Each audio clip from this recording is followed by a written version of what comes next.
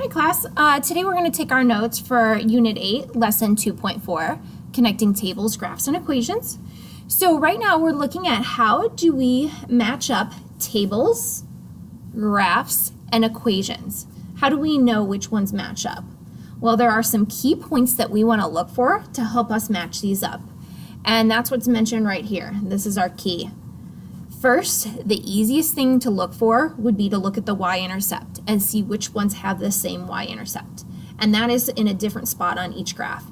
And then once you know the y-intercept, then you can look at the rate of change. If they happen to have the same y-intercept, then you need to look at the rate of change. Now, if they all have different y-intercepts, then it makes it a lot easier because you can just match them based off that. All right, so let's talk about where do you find the y-intercept.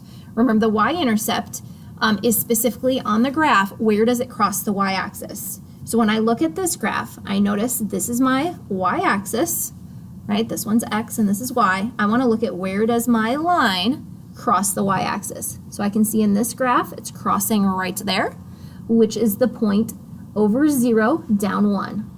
So 0, -1 is the y-intercept on this graph. Okay, when I look at this one, again, there's my y-intercept. And here's where my line's crossing right here.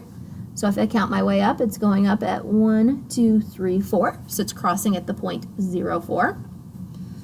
All right, and then if I look at this one and I look at my y-axis, I notice that it's crossing at 1, 2, 3, 4 as well. Okay, so I notice that one of them does have a different y-intercept. These two happen to be the same. All right, so let's look at where's my y-intercept then in my table? Well, it's the point 0, -1. So I'm just looking at my points that are with 0. You'll notice this one's 0, -1, this one's 0, 4, and this is 0, 4.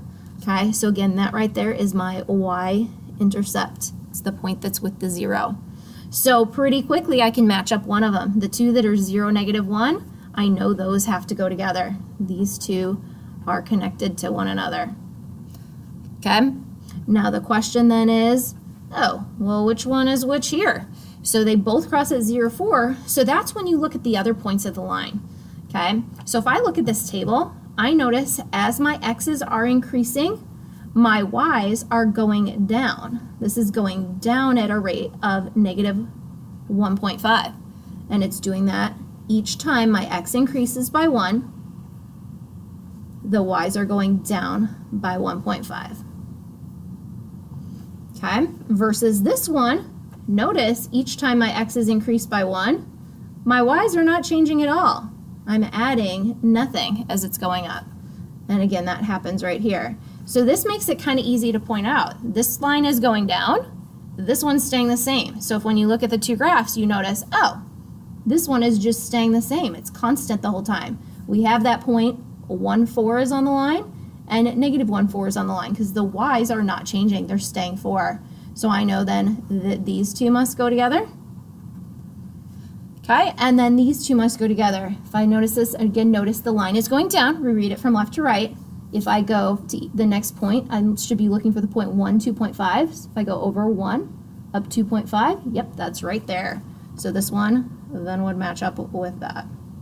Okay, so notice the first thing we looked at was the y-intercept. And then we looked at the rate of change, how it was changing from one point to the other, okay? So now how do we pick that then from the equation? Well, remember the y-intercept in the equation is the number that does not have the x with it.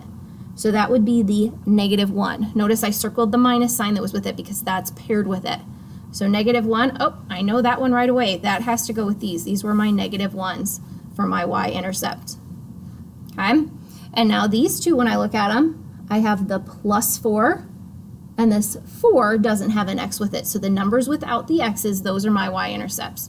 So again, notice these are both 4, just like how these were both 4. So we have to decide, well, which one goes with which. Well, this is a pretty basic equation. Y is just equal to 4. That's the one that's not changing at all. Notice there's no rate of change. So that one would have to go with this equation over here, because y is just constantly at 4. Versus this one was going down 1.5 every time. So if it's going down 1.5, that would be a negative slope. So notice -3 over 2, that's my slope. That matches up with the the rate of change we had here. So it's going down 1.5, this one's going down 1.5, and so is this one. So those would go together.